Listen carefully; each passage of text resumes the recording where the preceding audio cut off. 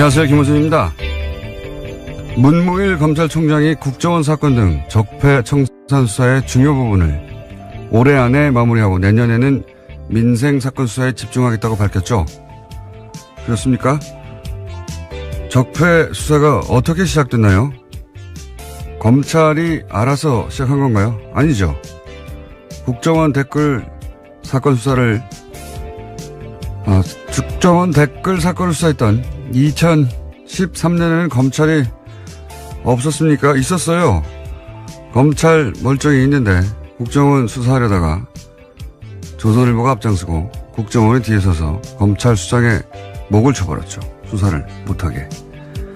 적폐 수사가 가능해진 것은 지난 겨울 1,000만 명이 넘는 시민들이 촛불을 들고 거리로 나가 구체제를 마침내 끝을 냈기 때문입니다. 그렇게 국민들이 만들어준 기회가 바로 적폐 수사죠. 검찰총장이 아니라 그 누구도 시한을 정해서 임의로 끝낼 수 없는 겁니다. 서울중앙지검 검사들 몸이 피곤하면 총장님이 사우나를 끌어주시고 정신적으로 필요하다면 시민들이 응원을 하겠습니다. 서울중앙지검의 적폐 수사 일선 검사님들 난생 처음 응원 꽃다발 좀 받아보시겠습니까? 네. 힘들 내시고 시작했으면 끝을 봅시다. 김호준의 응원이었습니다.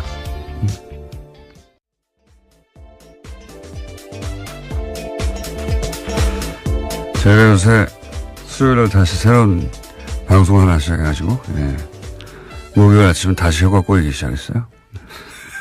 평상시에도 꼬이는데. 자, 예, 김은지입니다. 제가 소개해드리려고 그랬는데. 네. 잊어버릴 줄 알고. 네, 혹시 그러신 줄 알고요. 그럴 가능성이 매우 높은 목요일 아침이었는데. 네. 눈치 빠르시게. 김은지 기자, 예. 첫 번째 뉴스는 뭡니까? 네, 어제 적폐청산 수사를 올해 안에 끝내겠다라는 문무일 검찰총장의 발언 전해드린 바가 있는데요. 이에 대해서 청와대가 부정적인 입장을 내었습니다. 청와대 핵심 관계자에 따르면 물리적으로 연내 수사 종료는 가능하지 않다라는 건데요. 여러 가지 흐름상 피의자 소환도 이루어지지 않은 채 마무리할 수 없다라는 겁니다. 그러면서 이 관계자는 검찰 수사에 속도를 내겠다는 뜻으로 문무일 총장의 발언을 받아들이겠다라고 밝히고 있는데요. 문 총장 발언을 빌미로 일각에서 쏟아내는 적폐청산 조기 종료 요구에 대해서 선을 그은 겁니다. 보수 매체는 뭐 신났어요, 이제. 역시, 봐라, 필요하지 않느냐. 근데 청와대에서 여기서 이제, 연내 종료 불가능하다고, 청와대 입장을 냈는데, 이제 두 가지를 알 수 있죠. 이게 이제 청와대가 조율되지 않은 발언이었다는 것과, 그리고 애초에 청와대가 함용하는 수사가 아니었다는 것, 두 가지 동시에 드러난 셈입니다. 검찰총장이 청와대하고는 다른 입장을 내는 경우가 드문 일이거든요. 엄청나게. 예. 검찰총장 관두기 직전에 보통 그런 일이 있긴 합니다. 근데, 그런 걸 알 수 있고요.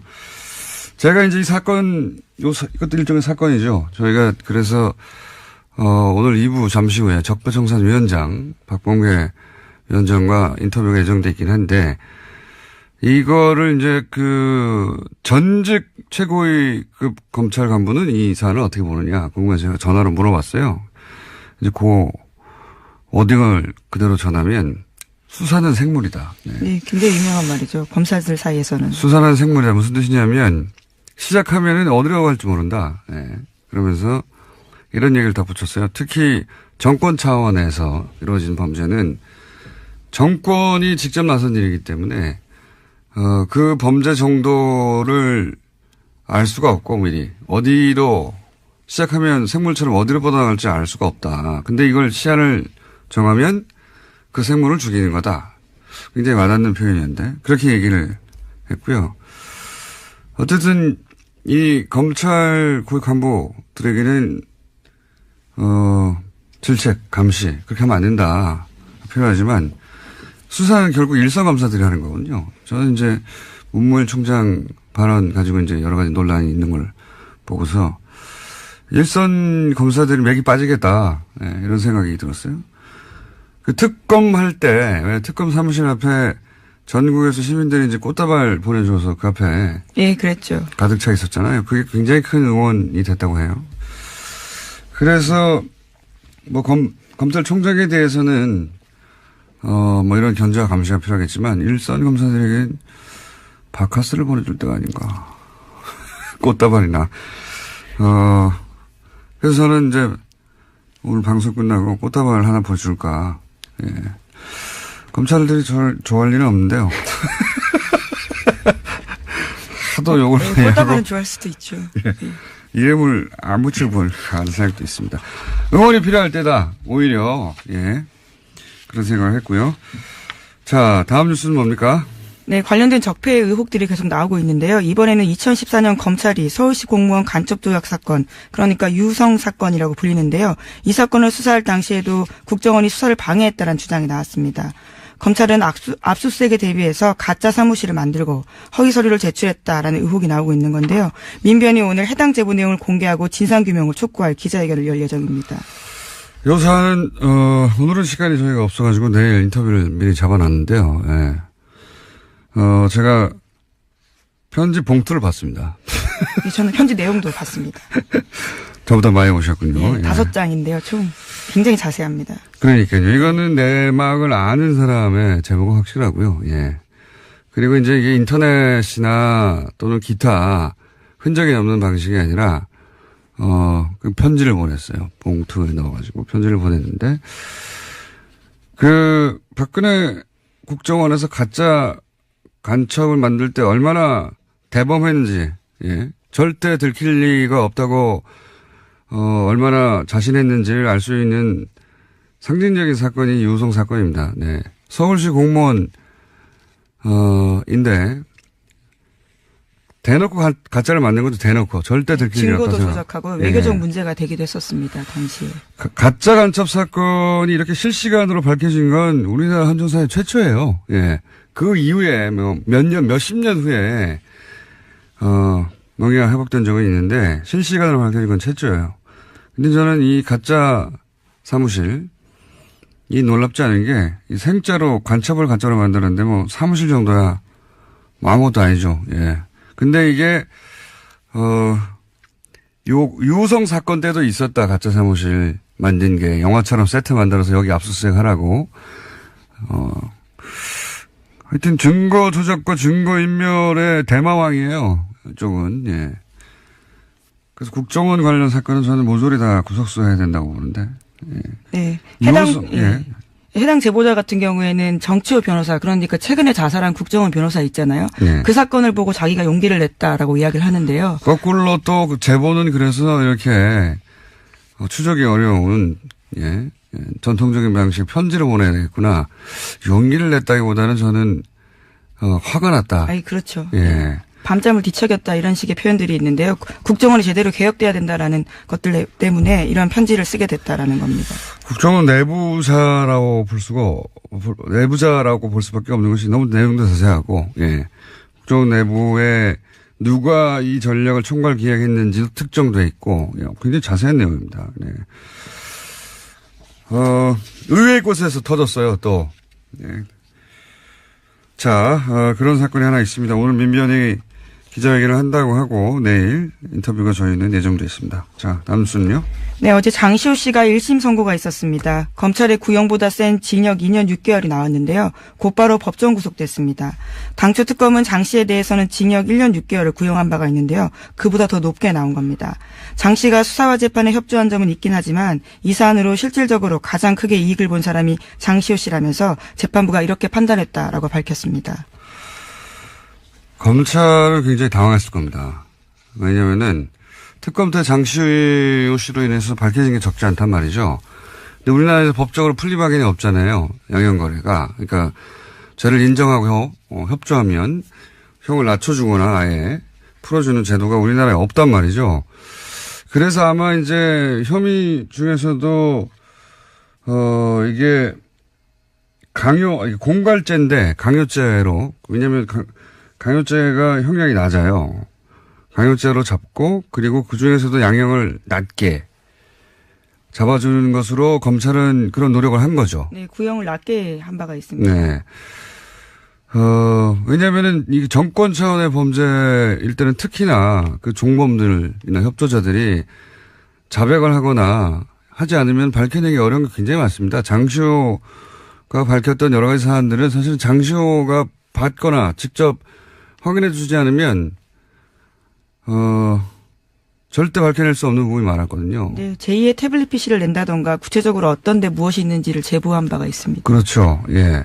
그래서 검찰은 이제 장시호에게 암암리에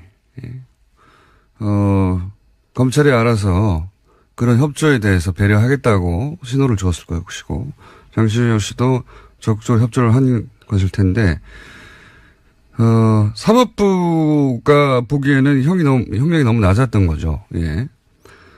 그래서 그 양형 기준으로 따지자면 너무 낮아서 2년 6개월을 그러니까 검찰이 구형한 것보다 1년 높게 이거는 그렇게 흔하지 않은 케이스거든요. 네, 이례적인 일이죠. 예. 지금 이 적폐 관련해 가지고는 최초의 사례고 그러니까 검찰이 뭐 두 가지로 해석할 수 있어요. 검찰이 그만큼 낮게 구형을 했다라고 볼 수도 있고 그래서 사법부가 보기에는 이게 너무 낮은 거 아닌가 생각할 수도 있고 또 한 가지는 사법부가 의도하지는 않았다고 저는 생각합니다. 이 판결에서. 그런데 결과적으로는 어떤 메시지를 주냐면 검찰 수사 협조에도 별 소용이 없네 이런 메시지를 결과적으로 주게 되는 그런 메시지 효과가 있죠. 예. 예를 들어 삼성 수사 관련해서 검찰에 협조해도 이룰 게 하나도 없다 하는 그런 메시지 효과가 분명히 있습니다. 결과적으로. 이 사안은 저희가 역시 2부에 예. 양지열 변호사와 다룰 텐데 저는 개인적으로 좀 아쉬워요. 그때 자세히 얘기하겠지만 예. 뭐 제가 아쉽다고 판결이 바뀌는 건 아닌데 뭐 물론 2심과 3심이 남아있긴 합니다. 네, 메시지 효과가 예. 그런 게 있는 거죠. 검찰과 그 장시호 씨는 당황했겠죠. 크게.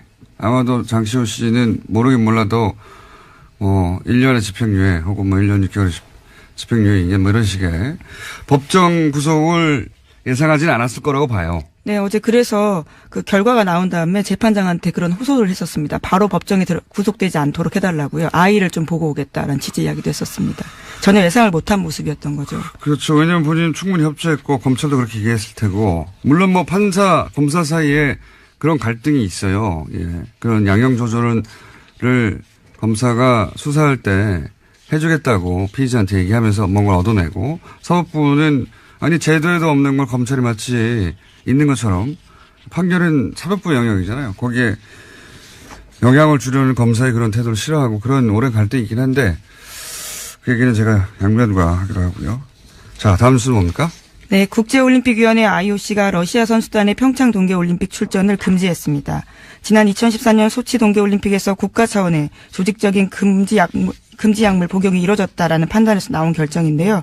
러시아 선수들은 엄격한 도핑 검사를 통과해야만 러시아 출신 올림픽 선수라는 개인 자격으로 올림픽에 출전할 수 있게 됐습니다. 그렇군요. 예. 러시아에서는 인정하지 않고 있죠. 예, 이 사안을. 네, 그렇죠. 그래서 12일까지요. 개인 자격으로는 아마 출전할지 여부를 결정하겠다라는 입장입니다. 근데 이 고발 자체가 러시아에서 출발된 거예요. 예. 네, 내부 고발이죠, 일종의. 예. 자, 다음 뉴스는 뭡니까? 네, 세계적인 시사주간지 타임이 올해의 인물로 성폭력 고발로 세계를 뒤흔든 여성들을 선정했습니다. 성폭력 고발에 나선 여성들을 통칭해서 침묵을 깬 고발자들이라는 이름을 붙이고 표지 모델로 선정했다고 밝혔는데요. 표지에는 성폭력 고발의 중심에 섰던 배우 애슐리 주드 등이 등장했습니다. 이게 이제 특히 영미권에서 미투 해시태그, 그러니까 나도 그런 일을 당했다, 성폭행. 지금 이 여배우들이 굉장히 유명한 영화 제작자 하비 와인스타인. 예. 네. 그 양반한테 당했던, 성추행 사건들을 계속 폭로하고 그러자 나도 당했다고 하는 미투 해시태그 광풍이 불었거든요. 예. 그래서 이게 이제 전 세계로 퍼져나왔어요. 네, 예. 80개국이 넘는 국가에서 해시태그가 회자됐다라고 합니다. 미투. 여기까지 하고 이제 저희의 미니인 리얼미터를 해야 되는데 이 해시태그 얘기하니까 제가 오늘 재밌는 거 하나만 얘기하고 꼭 넘어가야 되겠습니다. 제가 댓글부대 아직도 운영된다 이야기 여러 번 했거든요. 근데 이제 반신반의 하셨던 분들이 많을 거예요. 제가 오늘은 좀 더 구체적인 증거에 해당되는 정황을 거의 증거라고 봅니다. 말씀드리면 지금 네이버에 가서 오픈, 영어로 오픈, 영어로 쓰지 말고인데 한글로 오픈 열기 네 글자를 검색어에 딱 쳐보세요. 그런 다음에 그 메뉴 중에 실시간 검색이라는 메뉴가 있습니다. 네이버에. 트위터 같은 거 검색하는.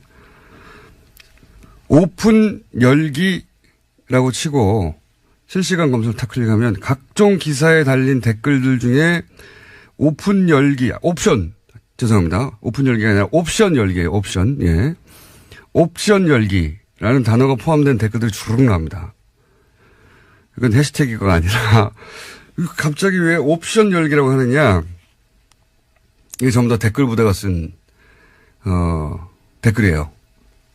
댓글을 달 때 위에서 지시를 받아서 그걸 자기 아이디로 카피를 해서 댓글을 달았는데 거기 맨 앞에 옵션 열기라고 하는 내용과 상관없는 메뉴가 있는데 그걸 카피해서 갖다 붙여버린 거예요.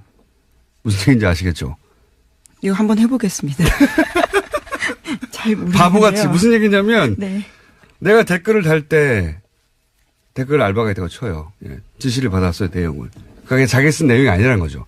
그걸 카피해서 갖다 붙여줄 거 아닙니까? 자기가 쓴 게 아니니까. 근데 그 카피를 할 때 맨 앞에 옵션 열기라고 하는 이 내용과 상관없는 메뉴에 네네. 들어가는 글까지 카피를 해버린 거예요. 그래서 그거를 갖다 붙여서 댓글로 다는 게 엄청나게 많습니다. 그게 여전히 지금 오늘도 달려있는 것들을 볼 수 있어요. 제가 오래전부터 봐왔는데 이걸로 몇 가지를 알 수 있어요. 이제는 댓글 부대 전용 프로그램이 있는 거예요. 전용 프로그램이 있어서 그 프로그램을 통해서 댓글 지시 내용을 받아요. 그런데 이제 그거를 카피 앤 페이스트 할 때 이렇게 마우스나 뭐로 손으로 쭉 긁어서 붙일 거 아닙니까? 그때 맨 앞에 있는 옵션 열기라고 하는 메뉴까지 촥 카피해서 붙이는 경우가 왕왕 일어나는 거죠. 기계적으로 알바를 하다가 결과적으로 예, 그런 실수가 드러나게 된 거죠. 그런 거죠. 그러니까 프로그램이 있다, 이제는. 이 댓글 부대에 지령을 내리는 프로그램이 있다. 그리고 그걸 카피할 때 옵션 열기라는 부분은 삭제하고 카피해야 될 거 아닙니까? 그래 깜짝같죠.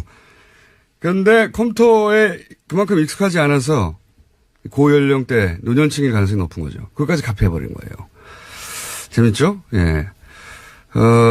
그리고 이 댓글 프로그램을 통해서 댓글 지시가 내려가고 그거를 댓글 다는 부대가 아직도 있는데 그 댓글을 특정 기사에만 달 거 아닙니까? 그 기사들 어디에 달았나를 보면 논리는 굉장히 논리 개발자가 따로 있는 게 확실해요. 예. 고급한 정보들도 가끔 있고요. 보면 당연히 이제 문재인 대통령 공격한다든가 여당을 공격한다든가 조국 교수도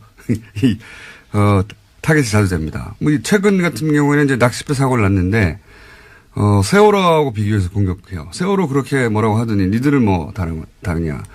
그리고 이제 김국종 교수. 이국종 교수. 죄송합니다. 이국종 교수를 높이면서 김종대 의원을 공격하고 여기에 저도 가끔 포함돼요. 저는 김종대 의원을 옹호한 적이 없는데 어쨌든. 그리고 조국 민정수석도 자주 등장하고요. 지금 당장 해보시면, 왜냐면 제가 이제 방송에서 이 말을 했기 때문에 이제 지워버릴 거예요. 근데 지금 당장 해보시면 실시간으로 주르륵 나옵니다. 댓글 알바 있다. 댓글 무대 있고요. 이거 누가 시키고 누구 돈으로 하는 건지, 주요한 적폐 수사 끝나면 이거 수사 들어가야 된다고 봅니다. 여전히 돌아가고 있어요. 댓글 알바들. 오늘 여기까지 해야 되겠습니다. 네, 수상 소식도 하나 전해드리려고 했는데요. 수상 소식이요? 네, 민주언론시민연합에서 민주시민언론상 본상 수상자로 김어준 공장장이 선정됐다고 합니다. 예, 아주 짧게 말씀드리겠습니다. 중요한 뉴스네요. 예. 축하드립니다. 언론상을 제가 수상하게 됐다. 자, 시사인의 김은지였습니다. 감사합니다. 네, 바로 이어서 권순정 리얼미터 조사 분석 실장님 나오셨습니다. 그것마저 알려주마. 자, 이건 이제 유일하게 저희가 주 중반에 하는 조사입니다. 네. 대부분 주 초반 혹은 주 말에 하거든요. 자, 한번 쭉 읊어보시죠. 네, 이번에는 정당부터 먼저 소개를 해드릴게요. 네. 네. 2018년도 예산안이 통과됐지 않습니까? 네. 요번에 국민의당하고 바른정당이 최근에 계속 하락세를 겪고 있었는데 네. 모처럼 반등을 했습니다. 국민의당이 1.2%포인트 상승을 해서 네. 5.8%고요. 바른정당 역시 0.8%포인트 상승을 해서 6%가 나왔습니다. 최하위를 한 달간 했는데 국민의당이. 맞습니다. 4주 연속 최하위를 했습니다. 예산안 통과 효과라고 저는 보는데, 그죠? 맞습니다. 예, 한국당 사실상 보수청으로부터 한국당의 보수청이 분석을 해보니까 국민의당이나 바른정당으로부터 많이 갔어요.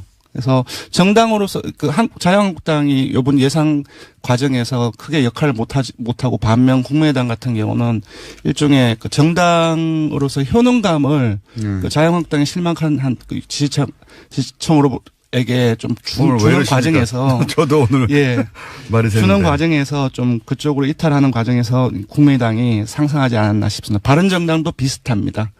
네. 그렇군요.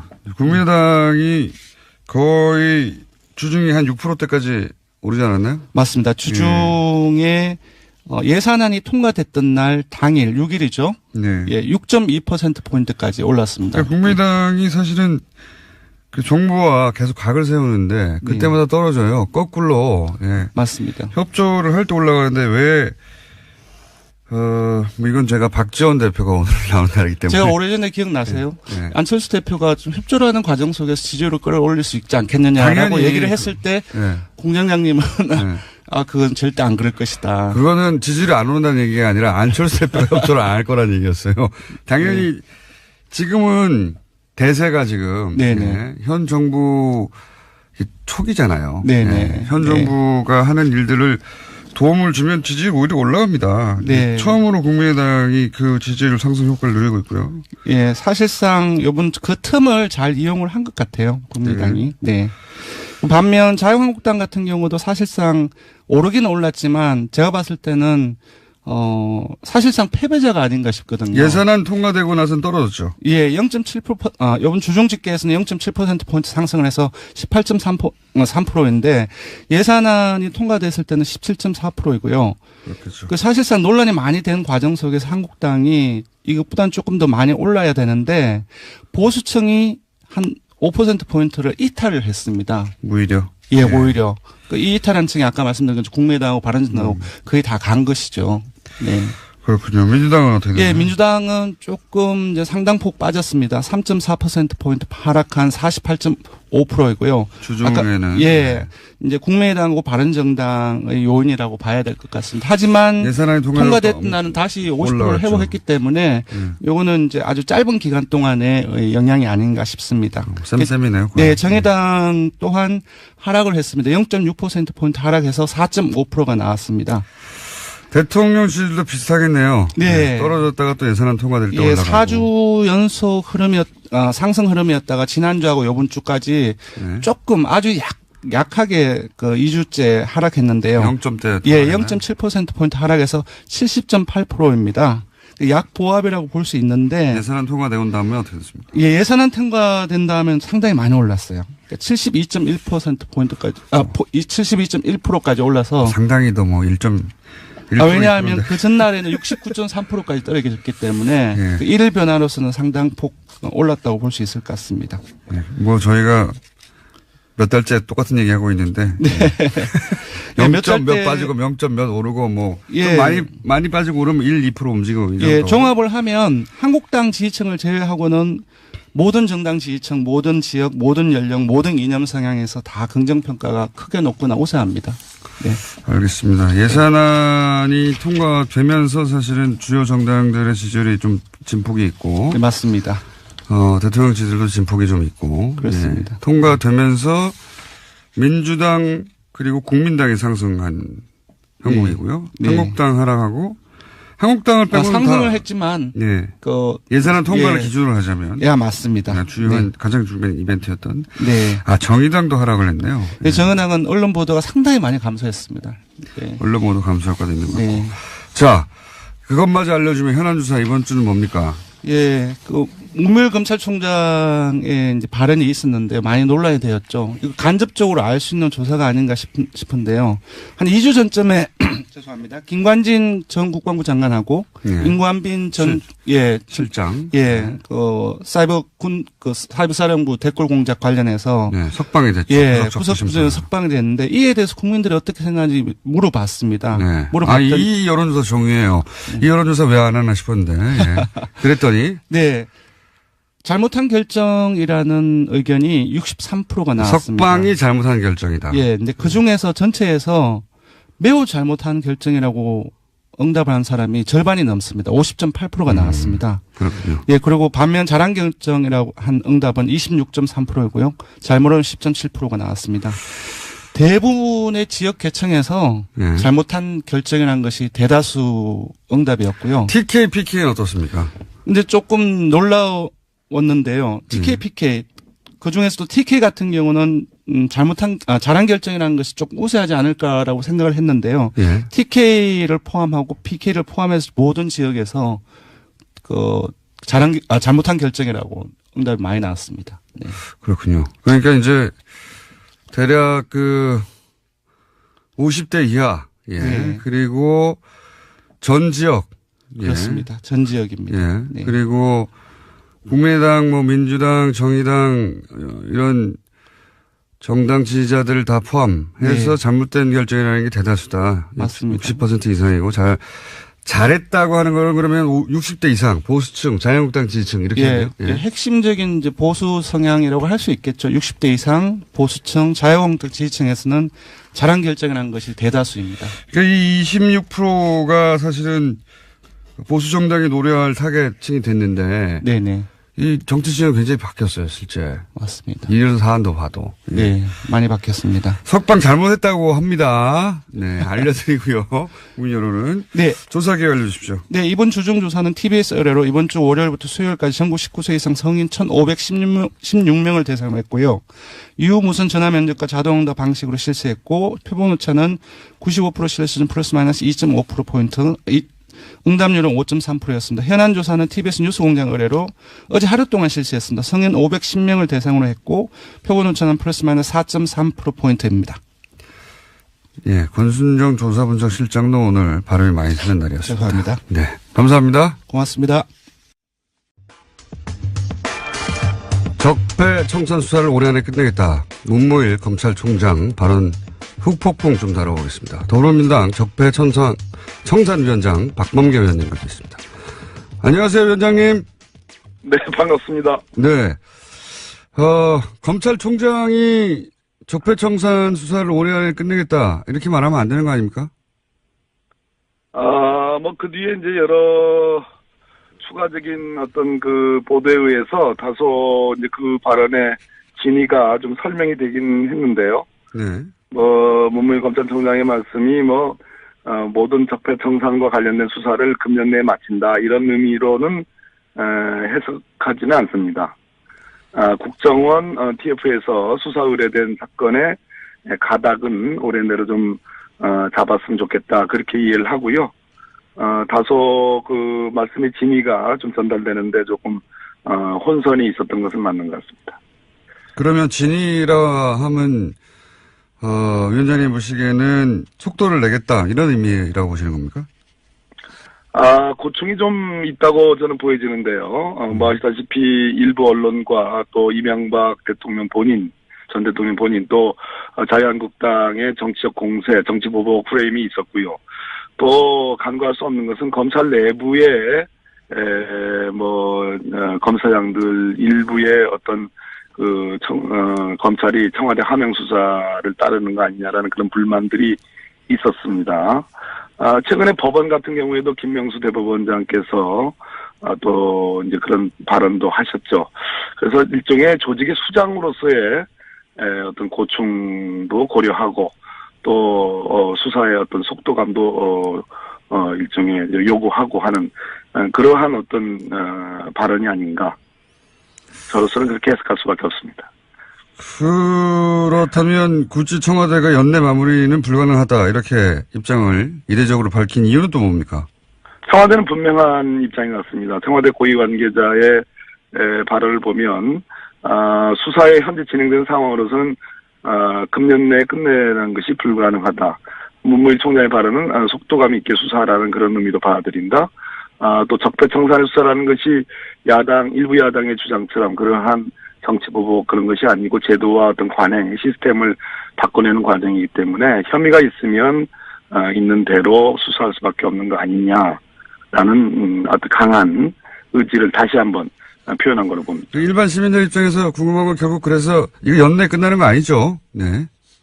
불가능하다고 봅니다. 여러 가지 조건들이 그렇습니다. 네. 그러면 이제 적폐청산위원장으로 보시기에 앞으로 남아있는 사건들 중에 가장 중요한 남아있는 적폐수사가 어떤 게 있습니까? 국민의 관심은 뭐니 해도 지금 박근혜 국정농단을 넘어서서 그 원인이 됐던 이명박 정부 당시의 여러 가지 적폐들에 대한 수사인데 그 정점은 이명박 전 대통령 아니겠습니까? 그렇죠. 어떤 방식으로 조사를 할 것이냐.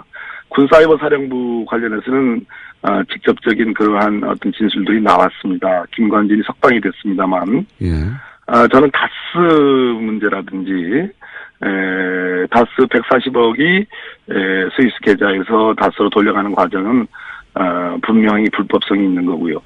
또 제2롯데월드 뭐 여러 가지 자원외교 비리, 자원비리 이런 것들은 여전히 수사의 대상으로 남아 있다고 봅니다. 자, 그러면 말씀을 꺼내셨으니까 이왕 연결된 김에 박범계 의원님도 사실은 오래전부터 이 다스 관련해서 자료들을 많이 들여다 BBK BBK 다 연결되니까요 결국은 BBK 그렇습니다.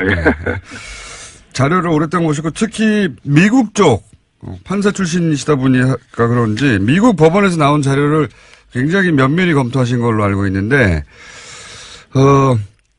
연결된 김에 미국 법원에서 나온 최근의 해석이나 판결이나 중에 주목할 만한 것들이 있습니까? 예, 그렇습니다.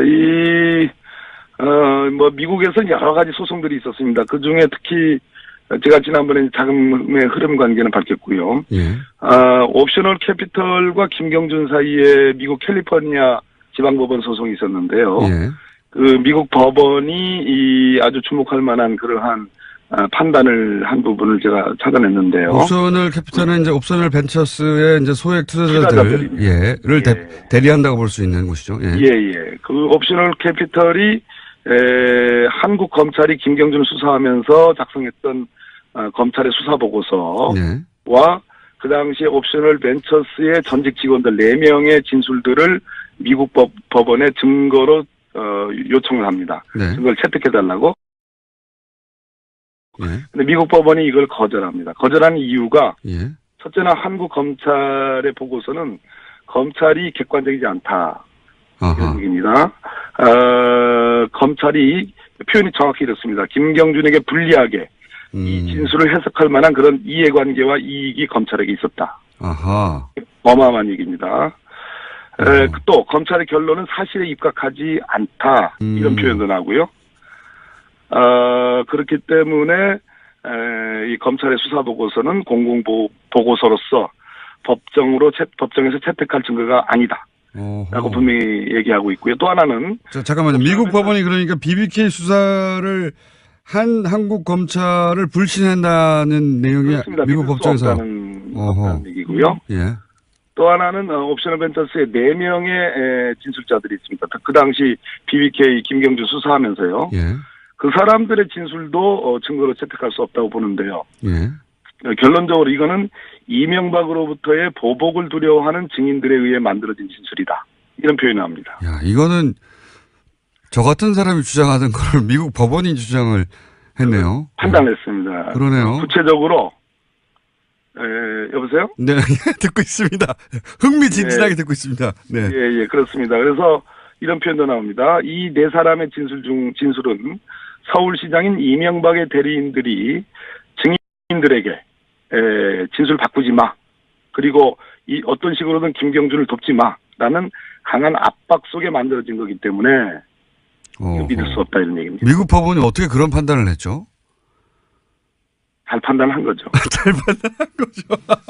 그러니까 제3자의 이해관계가 전혀 없는 미국 법원이 여러 서류들을 검토하다 보니 그렇습니다. 충분한 서류들을 보고서요. 그러니까 정치적 판단이 아니라 심지어 이상훈이라는 옵셔널 벤처스의 직원은 수감된 상태로 일주일 동안 신문을 받았다. 강압으로 초래된 진술이므로 예. 신뢰성이 떨어진다. 이런 표현도 나옵니다. 어허. 이게 이제 국내하고는 다르게 전혀 정치적 이해관계 없이 그냥 사건 자료만 보다 보니까 미국의 판사가 이거는 뭐 검찰이 BBK 수사를 엉터리로 했네. 이렇게 판단한 거군요. 믿을 수 없다 한마디로 이런 얘기입니다. 허허. 그리고 또 다른 내용이 있습니까? 또 하나는 140억 다스로 네네. 돌려가는 그 소송이 있었는데요. 네, 140억. 그 소송은 별개의 소송입니다. 원래 140억을 이제 옵션을 벤처스가 받으려고 한 건데 이거를 다스가 가져가 버린 사건이죠. 예. 그렇습니다. 예. 이것에 대한 미국의 일종의 제2항소법원, 캘리포니아 제2항소법원의 판단인데요. 예. 한마디로 이 140억을 돌려간 것은 법으로 보호받을 수 없는 사기성 이체다. 아. 불법 행위에 의한 사기성 송금이라는 판단을 명확히 했습니다. 그렇다면 지난번 주진우 기자의 폭로가 있었지 않습니까? 예. 이명박 대통령 시절에 청와대 민정수석실 행정관 그리고 LA 총영사 김재수의 개입 예. 그와 관련된 회의록들 예. 그것을 이 미국 법원의 판단에 대입을 시키면 한마디로 불법적으로 다스로 140억 원이 송금된 것을 미국 법원이 판단을 한 겁니다. 다스 측에서는 이제 적절한 행위다, 합법적인 행위라고 주장하고 있어요, 지금은. 그런데 그렇습니다. 미국 법원이 판단하기는 이거는 불법이다. 사기성 이체다. 사기성 이체. 법으로 보호받을 수 없는 사기성 이체, 돈을 이제 이체한다. 예. 사기성 이체이기 때문에 불법 행위에 의한 사기성 송금이라는 표현도 쓰고요. 그렇기 때문에 이 부분은 우리 검찰이 지금 서울중앙지검 첨단범죄수사부에 지금 일부에 배당이 돼 있거든요. 예. 이 부분을 수사하면 바로 결론이 나옵니다. 사기성 이체라는 표현도 등장합니까? 그렇습니다. 매우 만족스러운 표현이네요. 우리 김어준 공장장님 입장에서는 그렇게 그렇군요. 미국 촉하신가 보죠. 미국 법원은 사실 한국에서 일어난 일임에도 불구하고 자료만 가지고도 충분히 그런 결론에 도달해 있군요, 이미. 미국 법원은 전 세계적으로 증거법적으로 가장 거의 완비될 정도로 증거 능력에 관해서는 정말 엄밀하게 보는 법원입니다. 의원님도 만족스러우시겠습니다. 네. 네. 의원님도 오랫동안 이 사건을 들여다보신 걸로 아는데. 예. 결론적으로 문무일 검찰총장께서 어젠가 서울중앙지검 3차장 한동훈 3차장과 지금 이 다스 사건이 지금 배당되어 있는 첨단범죄수사 1부 신봉수 부장을 대검으로 불렀습니다. 예. 저는 이것을 주목하고 있습니다. 그렇기 때문에 문무일 검찰총장께서 너무 노심초사하지 마시고 성역 없이 이 부분에 대한 수사를 지시하는 것이 저는 정도가 아닌가. 네, 그런 말씀드립니다. 오늘은 여기까지 듣겠습니다. 오늘 말씀 감사합니다. 네, 감사합니다. 지금까지 더불어민주당 적폐청산위원장 박범계 의원이었습니다.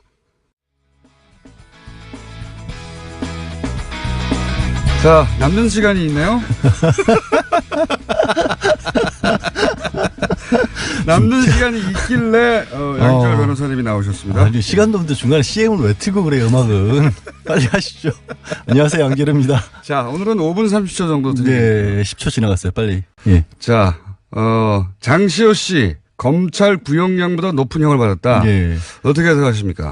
많이들 깜짝 놀랐는데요. 저도 사실은 놀랐고, 어떻게 보면 좀 방심했던 것 같다는 생각을 합니다. 누가 방심한 겁니까, 지금? 그럼 저도 그랬고, 뭐, 언론에서 나오는 보도만 보다 보니까. 검찰 쪽에서도 그렇고, 예, 장시호 씨가 그랬고. 특히. 장시호 씨는 어제 기자회견 준비를 하고 사실은 갔었죠. 뭐 복장이나 그러니까요. 뭐 머리나 이런 것들이 이제 나온 뒤에 소회 같은 걸 밝힐 준비를 했었던 것으로 보여요, 실제로. 여러 가지로. 근데 바로 구속이 됐죠. 법정 구속이라는 건 법정에 들어갔다가 거기서 나오지 못하고 그냥 바로 이제 예. 피고인석 뒤에 작은 문이 있거든요. 예, 거기서 수갑차고 가버리는 거기서 거군요. 바로 구치소로 이제 서울구치소로 이송이 됐는데 그 얘기는 제가 왜 방심이라는 표현을 쓰냐면 다들 국정농단과 관련해서 장시호 씨가 했던 역할 쪽에만 좀 초점을 많이 맞췄던 것으로 보여요. 그러니까 어떤 진술을 했었고 특검에서 수사를 할 때 또 법원에서 재판으로 증인으로 나와서도 굉장히 여러 가지 박 전 대통령과 최순실과의 관계라든가 어떻게 삼성 연재센터로 돈이 오게 됐는지 이런 얘기는 다 적극적으로 얘기를 했기 때문에. 잠시만요. 옵션 열기 실시간 검색어 1위입니다. 조금 전에 박봉계 의원 얘기하신 거 말씀이시죠? 아니죠. 제가 얘기한 못 들으셨구나. 옵셔널 캐피털에서 얘기 말고 예. 댓글 알바들이 요즘 실수로 붙이는 못 들으셨군요. 그 얘기 시간이 없는데 옵션 열기 나중에 검색을 해보세요. 예. 나가서 해볼게요. 옵션 열기 댓글 알바들이 아직도 움직인다는 증거. 아마도 오타를 계속해서 한 것 같은데. 오타가 아니라 카피 페이스트 하다가. 그러니까 잘못 옮긴 거죠. 그것까지 카피를 해버린 거야. 맨 앞에 있는 메뉴까지. 그게 저작권 침해 소송할 때 제일 많이 증거로 찾는 건데. 하여튼 얘기가 왜 이렇게 새는 거야. 자, 장시호 씨. 예. 근데 이제 법원이 왜 그러면은 검찰은 1년 6개월을 구형을 했는데 2년 6개월까지 갔냐면 예. 결국엔 개인적으로 비리를 저지른 부분도 도저히 묵과할 수 없을 정도가 된다는 거예요. 영재센터에 20억 원 가량의 돈이 들어가는데 이게 최순실한테 빠져나간 돈도 없고 오히려 장시호 씨가 3억 원 그냥 영재센터에서 횡령한 것도 명백하고 국가 돈도 7억 원을 보조금 가량을 편취를 했기 때문에 그럼 이것만 합쳐도 10억이잖아요. 사실 개인이 10억 원이라는 돈을 저지른 경제사범인 건 분명한데 1년 6개월 정도면 집행유예로 끝나는 건데 그럴 정도가 아니라는 겁니다.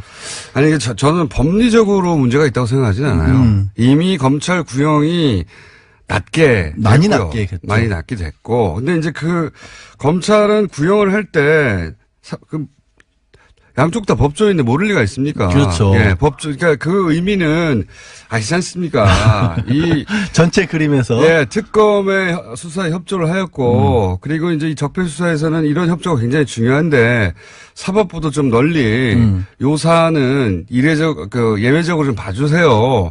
이런 거거든요. 근데 법원은 최근에 이제 여러 가지 일을 봐도 그렇지만 그렇게 큰 그림에서 본다기보다 그냥 개인에게 정확하게 떨어진 형량에 더 집중을 하는 것 같아요. 그러니까 방시호 씨가 어제 이제 선고를 듣고 나서 우리 아들 지금 하나밖에 없는데 데리러 가기 약속을 해놨는데 어떡하란 말이냐는 얘기까지 했었거든요. 그에 대해서 이례적으로 우리가 합의를 해놓은 상황이라서 어찌할 수가 없다라는 얘기를 이제 부장판사가 합니다. 고민을 많이 하기는 했다라는 얘기인데. 저는 이제 아쉬운 게 뭐냐면 이걸 이제 법리로 따지면 사법부는 하자가 없어요. 그러니까 어쩔 수 없는 상황인 거예요. 왜냐하면 형량도 너무 낮게 한 게 맞고 그다음에 이건 이제 전문가들이 따져야 될 얘기겠지만 강요죄냐 공갈죄냐 이것도 형량이 낮은 쪽으로 했고 전문가 얘기를 들어보니까 그리고 사법부가 딱히 법리적인 차원에서 질타를 당할 이유가 없는데 그렇죠. 근데 이제 일부 언론에서는 이런 표현도 쓰더라고요. 이게 검찰의 어떤 플리바게닝 관행이라는 것을 제동을 건 거 아니냐 이런 분석도 하는데 원래 검사 판사 사이에 그런 게 있잖아요. 있으니까 그런데 이제 저는 이걸 관행에 제동을 걸었다기보다 걸린 거죠. 법원이 능동적으로 뭔가 이렇게 검찰을 제어하려고 한다기보다 너무 낮게 들어갔던 것 같고요. 그러려면 차라리 법원도 인정할 수 있을 만한 어떤 제도적인 장치가 있는 게 낫지. 그러니까 차라리 저는 이참에 그런 제도를 만들어서 공식적으로 만들 필요가 있다고 생각이 들어요. 그러니까 사법부 입장에서 이런 거죠. 이렇게 정말 법에 없는데 어떡하란 거냐. 뜬금없이 갖고 오면 검찰도 양형기준표가 있거든요. 그리고 법원도 있고. 아니, 사법부는 법에 없단 말이지 이게. 정상 참작이라는 게 이런 경우에 예를 들어서 검찰 수사에 적극 협조하였기 때문에 이게 없다고 하더라고요. 그러니까 해도 너무 낮게 잡았다. 법원이 이렇게 본 거예요. 저는 그렇게는 보지 않고 이렇게 봅니다. 그러니까 전 한 개인에 대해서 엄정한 법 집행 중요하죠. 근데 이 적폐 수사는 굉장히 헌정사적인 중요도를 가진 사건인데 이럴 때는 법리를 넘어서는 어떤 사법부의 어떤 사회적 공동체적 가치 판단 이런 것도 필요한 거 아니냐. 왜냐하면 이 메시지는 결국은 검찰 협조해봐야 소용없다 이거고. 근데 그거를 사법부에서 잘못 판단을 하게 되면 정확히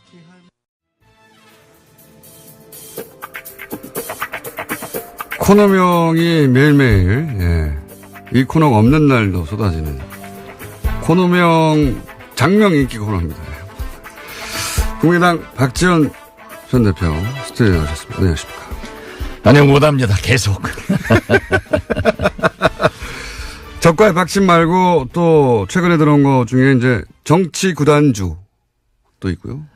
요즘 해태도 이기고 또 야구단 가치가 굉장히 높아지니까 구단주 하는 게 좋을 것 같아요. 오늘은 정치 구단주가 마음에 드십니까? 네. 해태에서 기아로 제가 마음에 들면 기아로 바뀐 지가 언젠데요? 싫어하잖아요. 정치 구단주. 좋은 장면이네요. 예. 정치의 구단주다. 예. 구단이라는 단어. 그렇죠. 예. 중의적으로. 정치 읽어주는 남자 박지원. 구단주다. 자, 오늘 그럼 정치 구단주로 하고요. 구단주님? 방송을 많이 듣는 거 실감하시죠? 글쎄요, 제가 부산 이번에 이렇게 전라남도 예. 뭐 여수, 순천 이쪽 가면요. 예. 광주 가면 특히 방송 뉴스공장 많이 듣는다고. 그럼 여기 또 안 들리지 않습니까? 그럼 웹이나 뭐 당연히 유튜브로 본다고 그러는데 그게 아무래도 박지원의 실력이지 김어준 공장장의 인기는 아니다. 이런 결론으로 저는 내렸어요. 사실 그렇잖아요. 뭐 예. 공장장이 웃는 거나 잘하지 다른 건 아마 뭐 우리 안철수 대표 어떻게 좀 흠집 내보는데 잘 유도하고 그러지. 제가 안철수 대표를 흠집 내는 게 아니라, 예, 박지원 대표님 연수가 안철수 대표하고 열심히 각을 세우시던데. 예. 어쨌든 많이 듣는 건 확인하셨죠? 예. 네. 제가 방송 출연을 많이 해보는데, 예, JTBC 썰전, 예. 최근에 MBN 판도라, 예. 이것 얘기하고, 라디오는 아무튼 뉴스공장. 예. 김어준은 빼더라고요. 자, 국민의당이 지금 좀 몇 주째 이거 어떻게 되냐. 안철수 대표는 계속 통합한다고 하는데, 그 상황이 변하지 않는 정도가 아니라 더욱더 안철수 대표는, 대표님이 박지원 대표님이 아무리 얘기를 해도 그쪽으로 향해 달려가고, 예, 그 핸들은 고정된 것 같아요. 그죠? 그건 확실하죠, 이제. 저도 그렇게 봅니다. 제가 이 방송 나와서 처음으로 말씀드린 게 예. 안철수 대표의 고집 예. 그리고 좋은 의미의 추진력 예. 이걸 가지고 있기 때문에 어떤 경우에도 통합의 길로 갈 것이다. 그런데 그 예언도 적중하는 것 보면은 역시 뉴스공장 듣는 청취자들이 박지원의 실력 때문에 듣는 것 아닌가 확인됐습니다. 게다가 제가 안철수 대표는 결국 초반부터 그 얘기를 제가 했는데 탈호남하려고 하는 것 같다 이제. 예. 호남 베이스 정당으로 본인이 차기 대선에서 안 될 것 같으니까 탈호남 하려는 것 같다는 말을 계속했는데 실제 취임 100일 기자 간담회에서 뭐라고 그랬냐면 정확하게 워딩을 지역구도를 탈피하자. 국민의당의 지역구도를 탈피하자고 하면 지금 호남을 탈피하자는 얘기밖에 더 됩니까? 네. 지역구도를 탈피하자 하는 얘기는 누구나 다 해왔습니다. 그러나. 그리고, 뭐 DJ도. 네. 뭐 저도 그런 얘기를 하지만은 안철수 대표는 좀 조심스럽게 호남을 기반으로 해서 외연을 확대하자라고 해왔는데 지역구도로 단어를 바꿨어요. 단어로 바꾼 것은 유승민의 생각이 좀 오염된 것 같아요. 그러니까 여기서는 결국은 탈호남 뭐 표현을 어떻게 하든 간에 지금 안철수 대표와 당내에서 예각을 딱 세우고 있는 것은 결국은 호남계 의원들 중진들 중심으로 해서 그 의원님들인데 그 중진하지 마세요. 중진보다 초선 의원들. 예. 구당초 인원이 더 많아요. 이제는 숫자로는. 예, 근데 그렇죠. 구심점은 중진은. 구심점은 이제 언론에서 아무래도 중진들 얘기를 중심으로 보도를 해주니까 그렇게 되는데 정치란 게 그렇죠. 뭐 초대선 포함하여 그러면 예. 여하간 호남계하고 딱 각을 세우니까 있는 와중에 지역구도를 탈피하자 그러면 당신들은 나가라. 나갈 테면 이거 아닙니까? 제가 그렇게 얘기할 수는 없네요. 하지만 부인하기는 어렵죠. 부인하기도 쉽지 않고. 아니 근데 계획이 뭘까요? 호남 지금 사실은 국민의당이라는 정체성 자체가 호남을 베이스로 하였고 거기서 외연을 확장해 나가자는 거였는데 그럼 결별 나가라 사실상 하는 표현이 등장하고 그렇게 해석될 만한 표현이 등장하고 나는 계속 통합으로 가겠다. 그러면 호남 털어내고 나는 전국 정당으로 가기 위해서 밑그림을 그리고 있으니까 당신들 나갈 테면 나가. 이 자세가 변하지 않으니까 그럼 어떻게 하는 겁니까 이제? 양쪽 다 포기할 수 없는 거 아닙니까 절대. 저희는 어제 이제 그 평화계획연대 세미나를 처음으로 했습니다. 네. 이 평화계획연대는 통합은 안 된다고 하는. 그렇죠. 통합을 반대하는 원내 의원들과 일부 원외 위원장들의 결집체가 될 건데 이제 예산이 이번에 성공적으로 통과가 됐잖아요. 국민의당의 역할을 제대로 했죠. 이번에. 제대로 했죠. 그래서 모든 국민과 특히 언론이 국민의당의 존재감이 확인됐고 국민의당 때문에 예산이 통과됐다 하는 찬사를 받아본 것은 모처럼 받아본 거예요. 처음이에요. 모처럼이 아니라. 아니에요. 왜냐하면은 우리가 국정감사도 의원들, 국민의당 소속 의원들이 전부 잘했다고 다 평가를 받았어요. 그런데 그게 이제 안철수 대표가 장애투쟁을 하던 야당 의원들도 국정감사 때는 국회로 돌아와서 투쟁하는데 국정감사 시작되기 직전에 시도지역위원장과 지구당 위원장들을 사퇴해라. 이렇게 결의를 하니까 당 내분으로 들어가서 싸우다가 그게 희석됐는데 이번에도 당대표면은 예산의 투쟁을 위해서 당에서 진두지휘를 해야 되는데 국회는 비워놓고 물론 국회의원이 아니니까 그럴 수도 있다 하지만은 그렇지 않습니다.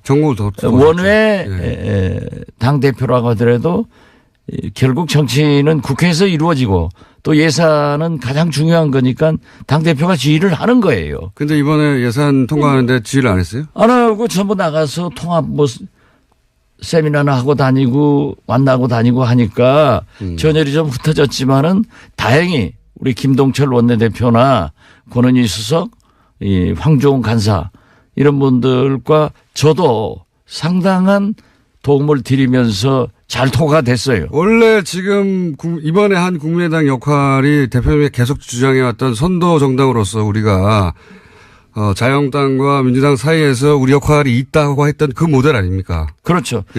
그런 걸 우리 공장장이 잘 집어내니까 이 방송을 많이 듣는 거예요.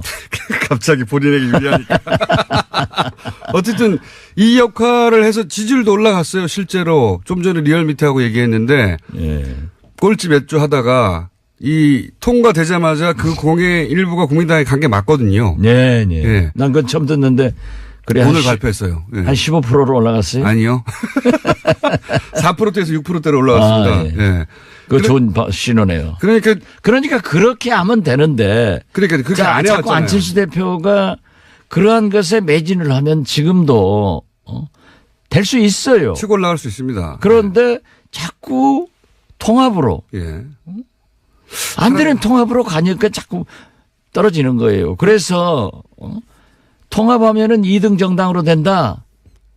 그런데 통합하면 꼴찌 정당 돼요. 네, 그거는 이제 전망인데 제가 이제 궁금한 건 지금 당장 눈앞에 닥친 안철수 대표가 가는 길과 그리고 지금 호남계 의원들 지금 평화개혁위원회 대표님을 포함한 의원들 30명 몇 명이라고 해야 됩니까? 20명이라고 해야 됩니까? 30명이라고 해야 됩니까? 뭐 지금 현재는 한 30명? 30여 명 정도에 이르는 이분들의 길이 완전히 다른데 이 완전히 다른데 그게 그냥 노선 투쟁이 아니라 당의 미래를 바꾸는 거니까 다른 정당으로 될 수 있는 거니까 이건 어쨌든 결론이 나야 되지 않습니까? 이거 어떻게 결론 납니까? 대표님 보시기에. 그러니까 자꾸 우리 공장장께서는 분열을 되게끔 불쏘시개를 막 넣고 불을 떼고 기름도 떼는데 우리가 그렇게 가면 안 돼요. 그렇기 때문에 우리 평화개혁연대에서는 국민의당을 살리기 위해서 우리의 의사를 또 민심을 안철수 대표가 알아가지고 통합을 포기해라 하는 그러한 압력을 넣는 거지 공장장이 바라는 것처럼 분열하기 위해서 평화계획이 있다 하는 그것은 머리에서 지우세요. 아니, 그런 얘기를 하면 방송 앞으로 아무도 안 들어요. 제가 그런 얘기를 하는 게 아니라 평화개혁 토론회에 안철수 대표가 연단에 오르니까 여기서 야유가 나오고 고함이 나왔잖아요. 이미. 제가 고함을 지르거나 야유를 한 게 아니라 그 현상이 벌어진 정도로 서로 심정적으로 이미 이혼했지 않습니까? 거기 제가 그 현장에 있었고 거기서 2시간 이상 이제 그 얘기를 전부 들었는데요.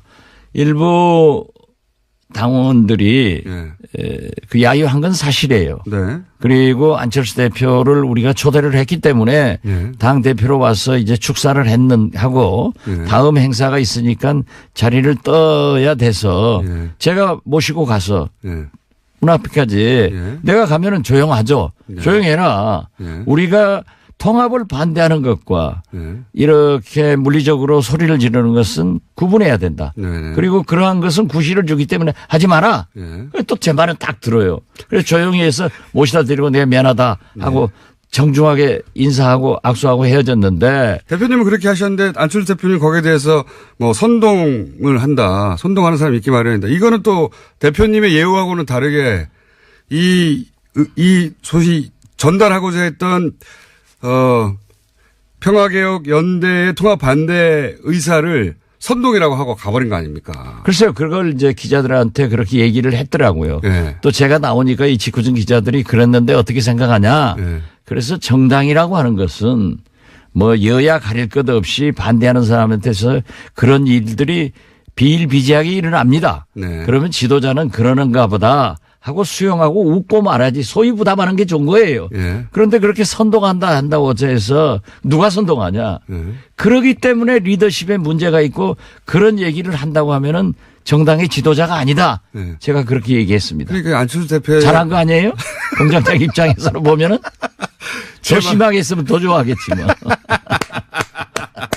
이미 충분히 말씀하셨는데 안철수 대표가 최근에 예를 들어서 문재인 지지자들을 민주주의의 적이다. 뭐 어디 가서 사고 나겠지. 이렇게 발언하는 거나 아니면 본인한테 반대하는 당내 자기들 식구인데 반대한다고 해서 선동하는 사람들이라고 말하는 것 굉장히 발음도 세지고 그렇죠?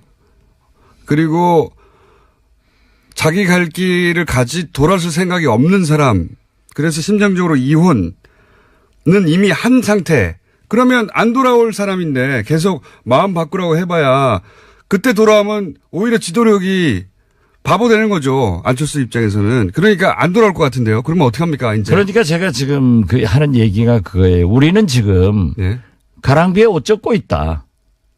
매냥 이렇게 얘기하다가 계속 가랑비에만 모르는 사이에 옷 다 젖어가지고 확싹 젖었을 때 통합선언하고 가버리면은 우리는 옷 벗어 던지지도 못하고 주저앉는다. 그러니까 그 과정에서 지금 우리의 의사를 강하게 표현하고 있는 거죠. 그럼 그 다음 수순이 뭡니까? 그 다음 수순을 알면은 제가 여기 앉았겠어요? 그리 가 있지? 아니 그러고 그 빠느냐 아는 거 아니에요. 그걸 얘기하면은 안 되죠. 하여튼 다음 수순을 몇 가지 원래 이제 대표님 정도의 이제 그 정치 경륜이면 시나리오가 몇 개 쭉 있을 거 아닙니까? 그 중에 이렇게는 되지 말아야 되지만 이런 것도 있을 수 있고 몇 가지 시나리오가 있을 수 있지 않습니까? 그 시나리오를 발표하면은 과이강의 다리를 몇 시 몇 분 몇 초에 폭파하겠다 하고 발표하고 해요? 그러면 적군이 와서 막아버리지? 저렇게 머리가 안 도는데 왜 방송 듣는지 참 그건 모르겠어요. 이게 폭파 계획은 있는데. 폭파 계획이 있는 게 아니라. 있는지 없는지도 알려줄 수가 없다. 그렇죠. 그리고 그 시나리오는 정치는 상선약수라니까요. 물 흘러가는 대로. 국민의 민심이 어디냐 이걸 보고 가면서 우리의 원칙을 지켜야 되는 거예요. 우리가 지금 현재 원칙은 우리의 정치성과 가치관을 버릴 수 없는 것 아니냐. 그렇기 때문에 안철수 대표가 우리의 정체성과 가치관을 일탈하면은 그걸 못하게 당대표에게 제동을 거는 것이 우리 할 일이다. 지금 그런 단계입니다. 심정적 이혼이 됐는데 혹시 이게 합의 이혼도 가능합니까? 어제 말이죠. 우리가 세미나를 하는데 대학 교수가 2분. 그리고 김능구 폴리뉴스 대표 그리고 당내 인사들이 2분 하는데 거기에서 이 김은구 교수나 최창렬 교수 이 김능구 폴리뉴스 대표가 합의 이혼해라. 아 그런 얘기가 나왔어요. 당신들은 절대 안철수는 통합을 가는 거고 5분 다 그거예요. 통합하면은 안 된다. 예. 안 되는 당하고 왜 통합하려고 하느냐. 예. 차라리 합의위원하는 게 낫지 않느냐 예. 하는 방법을 제시하는데 예. 기가 솔깃하더라고요. 기가 썩이다라고. 여기서 합의위원이라는 건 결국 그러면 양자가 어느 정도 선에서 합의해서 갈라서는 거 아닙니까? 글쎄 예. 그런 얘기를 이제 학자들이 예. 또 전문 정치 평론가들이 얘기를 하니까 아 그럴 수도 있겠구나라고 예. 하지만은 저는 어떤 경우에도 우리가 마지막 분열해서 예. 성공하는 것이 없어요. 예. 그렇기 때문에 정치는 똑같지 않잖아요. 예. 서로 다름을 인정하면서 통합 그런 정신으로 가야지 합의위원회에서 예. 되겠느냐 그렇게 결론을 내렸죠. 그렇지만 그건 몰라요 앞으로. 그렇죠. 그 합의위원이라는 건 결국 이제 정치적으로는 분당인데요. 그죠? 각자 갈 길 가자. 그럼 당신 당 적은 당에서 예. 또 분당되면 또 적어지고. 그렇지만 뭐 같이 갈 수 없는 거 아닙니까? 당대표가 통합을 어느 순간 선언해 버렸다. 물론 안에 있는 의원들은 반대하겠지만 이거 뭐 막을 길은 없잖아요. 그 선언을. 아 그렇죠. 예. 그리고 어떻게 됐든 안철수 대표가 다수의 원외 지역 위원장들과 예. 당원들도 많아요. 왜냐하면 국민의당은 안철수 당이에요. 애초에 만들어질 때. 예, 누가 부인할 수 없어요. 그렇기 때문에 대통령 후보도 압도적으로 되고 또 당대표도 그렇게 반대를 했지만은 압도적으로 되는 거 아니에요. 예. 그걸 부인할 수가 없으니까 그걸 믿고 예. 통합을 해서 나가면은 그 다음에 또 작은 당에서 대통령이나 선거는 또 실패한단 말이에요. 근데 이제 작은 당을 하려고 안철수 대표가 그러는 게 아니라 일단 그렇게 탈호남을 해서 당이 작아지더라도 바른정당 유승민 후보하고 합쳐가지고 자기는 중도 보수라고 주장을 하고 그리고 지방선거위에는 자유한국당에서 이제 떨어져 나온 분들하고 합치고 그래서 몸집을 키워서 보수의 적자 제가 계속 주장하고 있는 반대 최근에 그렇게 그림을 그리신 것 같아요. 거의 보니까. 저도 그래서 예. 결과적으로는 완충 지역으로 바른정당하고 하고 예. 그다음에 한국당 세력들하고 통합해서 예. 이쪽에서 안 됐으니까 보수의 대통령 후보가 돼서 집권의 길로 가려고 하는 것 아니냐. 예. 저도 그렇게 봐서 제2의 YS의 길을 가고 있는데 예. 호랑이 굴로 YS가 들어가서 YS는 호랑이가 됐잖아요. 예. 그런데 지금 안철수 대표는 호랑이 굴로 간다고 말을 하는데 지금 쥐구멍으로 가고 있단 말이에요. 그렇게 보신다. 쥐구멍으로 가고 있어요. 그러고 안철수는 김영삼이 아니에요. 그런 탁월한 정치력과 리더십을 그렇게 가지고 있다고 생각은 못해요. 그랬다면 국민의당에서 이런 일이 벌어지지 않았겠죠. 그렇죠. 예. 다 같이 갔겠죠. 그렇죠. 그 리더를 믿고. 예. 지금은 그러니까 안철수 대표가 그런 그림을 그리는데 호남계가 왜 거기에 밑거름이 돼야 되느냐. 안철수 대표가 그만한 정치인도 아닌데 왜 우리가 그걸 큰 보수 정당을 만드는데 우리가 이용당해야 되느냐 이거 아닙니까? 한마디로. 우리는 그거 할 수가 없다니까요. 네, 할 수도 없고 네, 할 생각도 없고. 우리는 정체성과 가치관이 그건 원칙 문제예요. 이게 아무리 국회의원이 좋고 정치가 좋다고 해서 김정은이가 대통령 하면은 거기 가서 국회의원 할 수는 없는 것 아니에요. 네, 비유지만. 예. 그렇죠. 예. 그러니까 우리는 뭐 조금 지나친 비유였습니다만은 어떻게 됐든 우리의 정체성과 가치관은 원칙이니까 그 원칙을 지키면서 타협과 통합과 이런 정치를 해야지 완전히 다른 제가 지난번에도 말씀드렸지만은 저하고 제일 가까운 김무성 대표하고 협력을 해서 정치를 이끌 수는 있지만은 함께 같은 당에서는 있을 수 없다니까요. 원체 다르니까. 그러나 다름을 인정하면서 화합하고 타협 조정하는 것이 국회 아니에요.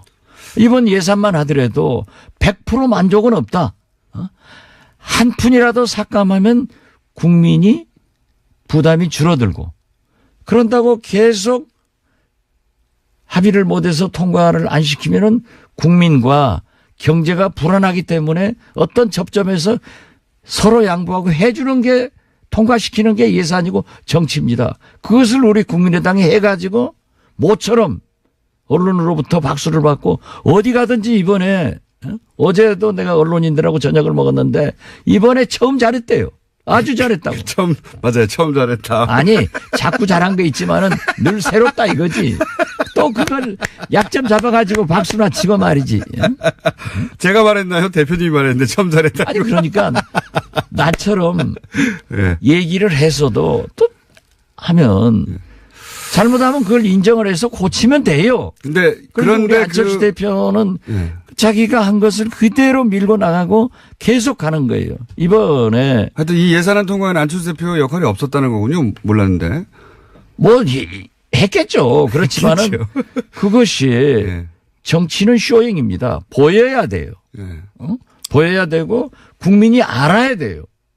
그렇다고 하면은 언론을 통해서 그런 지휘하는 모습 같은 것이 심각한 모습 이런 것들이 좀 보여져야 되는데 아무런 것도 보이지 않고 뭐 어디 다니면서 통합만이 살 길이다. 그 통합에 살 길이 죽을 길을 가고 있으니까 안 하는 거죠. 본인은 살 길이라고 생각하시죠. 본인은 예산안보다 본인이 지금 생각하고 있는 통합이 더 중요했던 것 같은데 이게 이렇게 쭉 포행선을 끝까지 달릴 수는 없고 언제 결론이 날까요? 보시기에. 충돌을 하든 뭐 갈라서든 아니면 잠잠해지든 누구 한쪽이 항복을 하든. 저희는 아직도 국민의당은 살릴 길이 있고 그 살릴 길이 안철수 대표가 통합을 포기하는 순간이다. 이렇게 보고 있기 때문에. 하지만 통합을 포기하지 않을 거라고 대표님이 네, 직접 말씀하셨잖아요. 그러나 그분이 지금 현재는 절대 그 고집과 추진력 때문에 포기는 하지 않을 것이다. 그런다고 우리가 따라갈 수도 없지 않느냐. 그러니까 결론이 언제 그러니까 납니까? 지금 현재는 그렇게 가고 있지만 우리 희망사항은 안철수 대표가 포기 선언을 해주기를 바라고 있고. 안 한다고. 또 안철수 보시고. 대표의 희망사항은 우리가 어쩔 수 없이 당신들은 통합으로 들어올 거다. 네. 이런 착각이 계속되면은 정답이 나오겠죠. 그게 언제쯤 됩니까? 그거야 말하면 안 되죠. 그 말하면 정치 구단주가 아니에요. 말하면 안 된다는 거는 대표님은 이때까지도 이게 결론이 안 난다면 행동을 할 때다라고 하는 내심 타임테이블을 가지고 계신 거군요. 아직 모르겠어요. 가지고 계시니까. 저는 모르는 게 너무 많아가지고. 그건 상황에 따라 달렸죠가 아니라 아직은 결정이 안 됐다는 거 보니까 타임테이블 있으신 거네요, 그러면. 상황에 따라 달랐죠. 물론 다르긴 한데. 네. 안철수 대표도 여러 가지 생각을 하다가 의원들이 이렇게 반대하기 때문에 도저히 안 되겠다. 이번에 우리 당내 문제입니다마는 예산안 통과를 두고 그 의원총회를 했어요. 예. 그래서 저는 거기 안 갔어요. 예. 왜냐하면 또 가면 또 싸우고 또 제가 발언한 것은 또 안철수 대표하고 각을 세웠다. 예. 이렇게 하니까 안 갔는데 확연하게 예산 통과를 놓고 딱 구분이 되는데 아하. 예산 통과 반대 당론으로 하지 말자 하는 의원들이 안철수 직계들 서너 분밖에 안 되더래요. 이런 걸 보면은 안철수 대표 쪽은 그러니까 예산 통과가 안 되길 바라는 거잖아요. 이 40명의 국회의원들의 마음속에는 그러한 정의로운 생각이 흐르고 있는 거예요. 예산 통과를 반대한 것은 안철수 대표 쪽 의원들이었습니까? 그렇습니다. 반대도 있었지만은 당론 표결하지 말자. 나는 반대이기 때문에 내 소신 표결하겠다. 이런 분들이 몇 분 있었다고. 그런데 딱 그렇게 구분을 하더라고요. 그래서 이제 기자들이 취재해가지고도 기자들 판단이 굉장히 적중할 때가 많잖아요.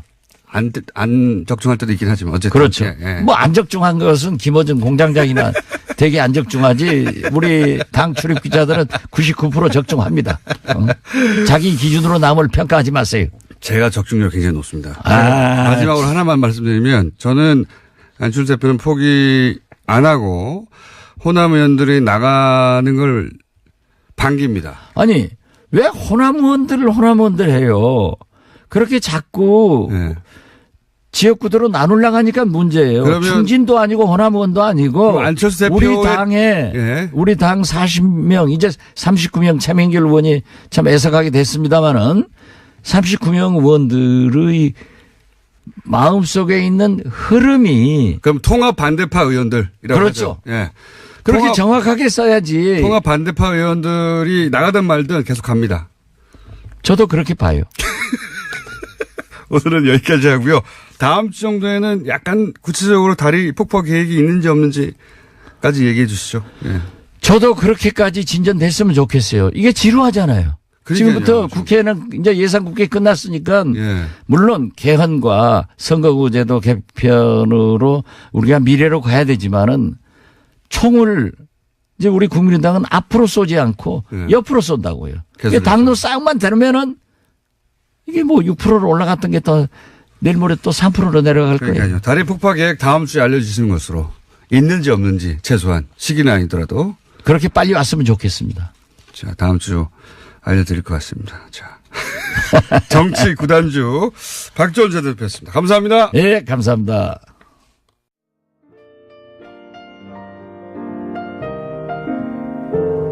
댓글 부대가 아직도 움직이고 있다. 옵션 열기 얘기했더니, 네. 옵션 열기 글들이 우르르 삭제되고 있네요. 소름. 네, 이런 문자도 오고. 빨리빨리 협조하십시오. 페이스북에도 많고요. 네, 트위터도 많고, 기사 댓글도 많고, 많아요. 아주. 근데 옵션 열기가 달린 거는 다 댓글 알바가 100%고요. 그런데 그러면 옵션 열기가 안 달린 거는 댓글 알바가 아니냐? 아니죠. 예. 옵션 열기를 삭제하고 붙이는 분들도 많이 있는 거죠. 예. 옵션 열기 얘기하자마자 저희 앱이 다운됐습니다. 팟빵도 다운되고. 예. 신기하죠? 예. 옵션 열기라고 하는 문자가 붙어있는 댓글도 우르르 삭제되고 있어요. 이걸 어떻게 우르르 삭제할 수 있을까요?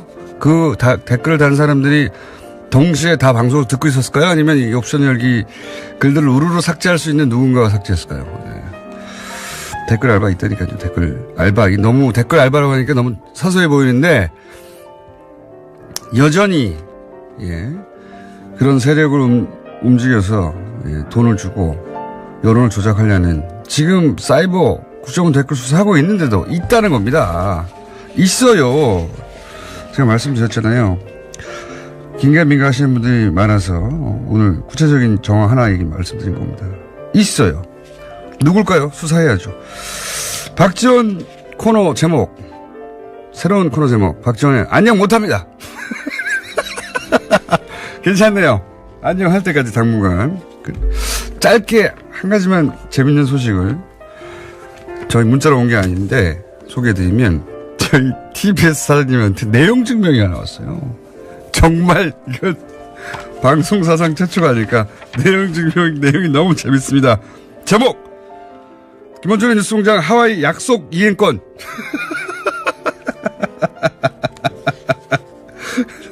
저는 애청자입니다. 네, 5페이지에 쭉쭉쭉쭉쭉 존경하는 교통방송 사장님.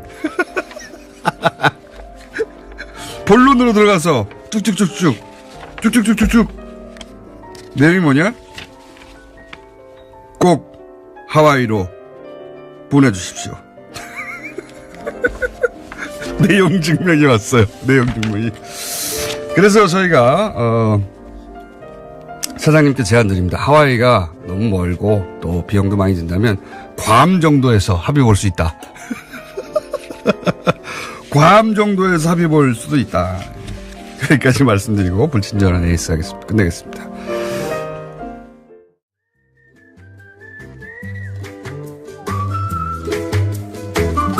오죽한 축하 김진애 박사님 나오셨습니다. 안녕하세요. 예. 일단 저부터 네. 미리 축하드립니다. 어떤 거요? 자유의 몸이 되실 오늘을 축하드립니다. 자유의 몸이요? 네. 오늘 대법원 판결 난다면서요. 이미 뭐 신경도 안 쓰시는 거 보니까. 5천 살인 사건이요? 네네. 5천 살인 사건. 감옥 5cm 앞까지 아니 갔던 근데 사건. 저는 그 생각을 했어요. 오늘이 12월 7일인데 예. 만약 박근혜 대통령이 지금까지 했으면 어떻게 됐었을까? 어떻게 됐었을까? 그래도 무죄가 났을 거라고 봅니다. 아니 무죄가 났든 어떻든 간에 지금은 아마 판결이 안 났었을 가능성이 높죠. 아직 안 났겠죠. 아직 안 났겠죠. 안 났겠죠. 그럴 가능성이 그리고 높겠죠. 안철수 대표가 계속 돌고 있겠죠. 하여튼 간에 진짜 자유의 몸이 되셔서 네. 하와이 가십시오. 이게 저도 압력 놓겠습니다. 재판이 끝이 아닙니다. 아직도 1심이 진행 중인 것도 있어요. 알아요. 5년 전 건데. 자, 어쨌든. 그게 전생에 진죄가 많아서 그래. 자, 오늘 완전 무죄가 나지 않겠는가 저희는 기대하고 있으나 네. 설마 파기환송이 되랴. 1심, 2심 다 무죄인데. 네네. 오촌살인 사건 이상해요 했다가 지금. 네. 이상해요 했다가 감옥을 몇 년을 갈 그거는 뻔했어요. 언론에 대한 거라서 글쎄 뭐죠. 하여튼 그리고 우리는 법원의 판결을 언제나 존중합니다.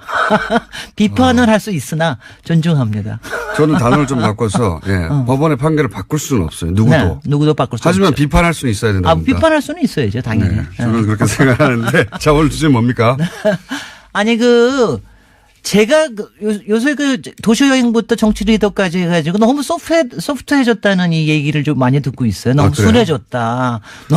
너무 그냥 요새 재밌어지기만 했다. 그래서 정책 이슈를 다뤄야 된다고 제가 진작부터 그랬는데 네. 솔직히는 공장장애 못하게 해가지고 그동안 못 다루고 있었습니다. 근데 오늘 모처럼 네.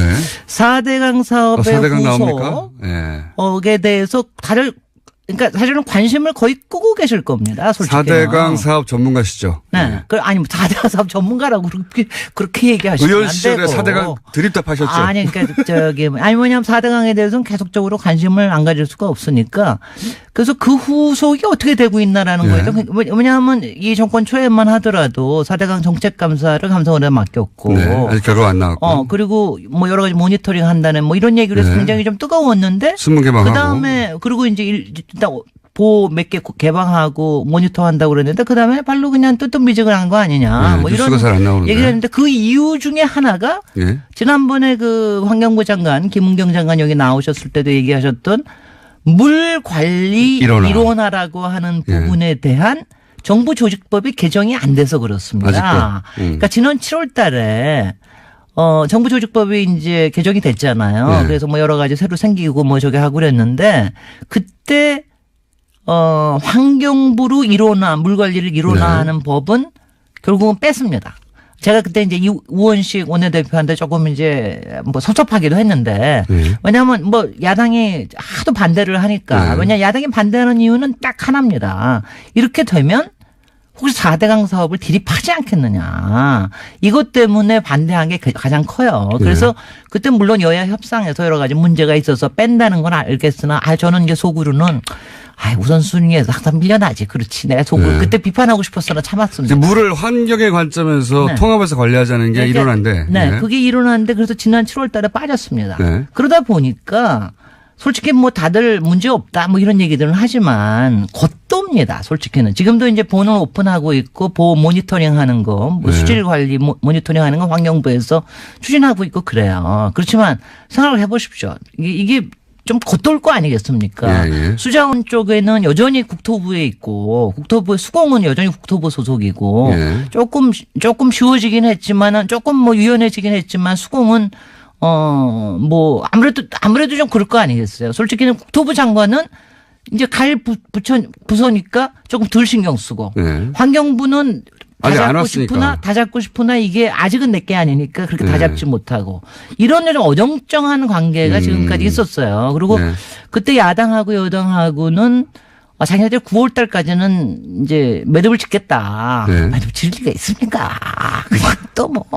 왜냐하면 여기는 대기업의 이해관계도 그렇고. 당연하죠. 그리고 수자원 쪽에 이른바 이제 수자원 쪽에도 이른바 그걸 꼭 마피아라고 표현을 안 하더라도 이른바 기득권들이 맺어져 있는 뭐 세력들이 항상 있습니다. 그리고 그게 이제 위에서 바뀌면 여러 가지가 바뀌어지니까 거기서 갖고 있는 것도 있고 그러니까 이제 이게 잘 안 되는 거죠. 정치적 이유도 있고 저는 이제 경제적 이유도 있다고 봐요. 이권의 경제적이라보다 이권. 저는 그러니까 현장 부문에서 반대하는 이유는 그것도 굉장히 크다고 봅니다. 그러니까 수공이 직접적으로 나서지는 못하지만 수자원 뭐 학회 쪽이라든가 수자원 관리 쪽에 무슨 협회들이 있거든요. 그러니까 이런 쪽에서 반대하는. 왜냐하면 그 개발 이슈가 그리고 이제 굉장히 많이 이제 앞으로 일량도 줄어들고 예. 일도 좀 더 까다로워지는 거 아닌가. 그다음에 또 하나는 잘 모르시지만 사실 수자원을 이용해서 생기는 이권들이 꽤 있습니다. 물 팔아서 옛날처럼 이제 대동강 물 팔아서 뭐 한다는 것처럼 예. 앞으로 점점 더 그런 게 좀 더 많아져요. 예. 그래서 하여튼 여러 가지 그런 것 때문에 엉거주춤이 있었던 겁니다. 여태까지. 지금까지. 예. 근데 지금 뭐 이제 드디어 하여튼 좀 늦긴 했지만 예산안이 통과되고 나니까 이제는 이제 입법 전쟁 아닙니까? 네. 지금 입법 전쟁인데 일단은 이번 정기 국회에서 마무리가 꼭 져졌으면 좋겠어요. 왜냐하면 정기 국회에서 마무리가 지어지면 무슨 뜻이냐면 대개 연초면은 예. 조직 개편들을 많이 합니다. 예. 그다음에 인선도 합니다.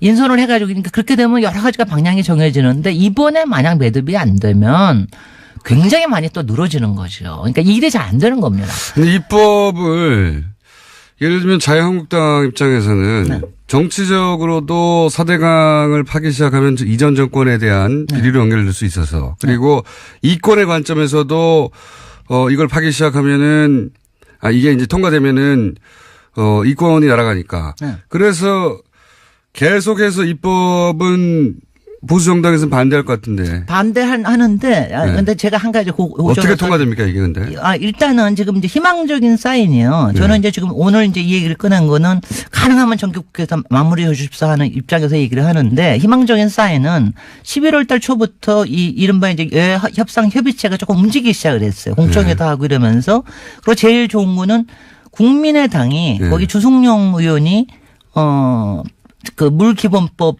발의도 했습니다. 예. 정부조직법 개정에 대한 것도 발의를 했습니다. 그러면 예산안 통과 때처럼 141명이 발의를 했으니까 상당히 가능성은 높아졌어요. 그러니까 이제 국민의당이 딴 소리를 하지 않으면 딴 소리를 안 예산안 하면은 때처럼 가능해진 게 확실합니다. 그래서 이제 저는 이제 그 점에서 좀 해줬으면 좋겠다. 그 다음에 자유당하고 바른 정당에 대해서는 제가 이런 표현을 좀 쓰고 싶은데, 뭐, 4대강을 이리 파나 저리 파나 분명히 팔 테고요. 네.